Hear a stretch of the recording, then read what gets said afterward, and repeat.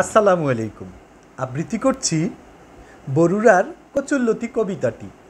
মোহাম্মদ সোহেল রানা। আমগো দেশের কচুল্লতি কত দেশে যায়, কাতল মাছের মাথা দিয়ে রান্না করে খায়। কচুল্লতি সরাফতি কৃষক করে চাষ, নিমসারে ক্রয় বিক্রয় চলে 12 মাস। কচুর ডগা কচুল্লতি আরও কচুর গাছ, নারিকেল বেটে রান্না হয় সঙ্গে চিংড়ি মাছ।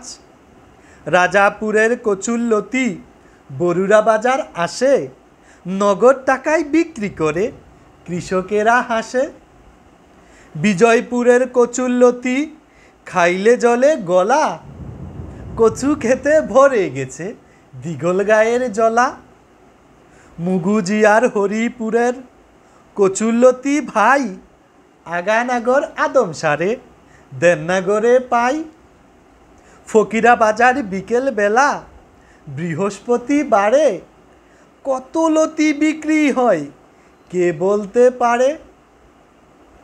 বাতাইছড়ি কালীর বাজার কত লতি উঠে, টাকা পেলে কৃষক ভাইয়ের মুখে হাসি ফুটে। আমরাতলি জলম বাজার কত কচু খায়, আমগো দেশের কচুল্লতি কত দেশে যায়। সবাইকে অনেক অনেক ধন্যবাদ।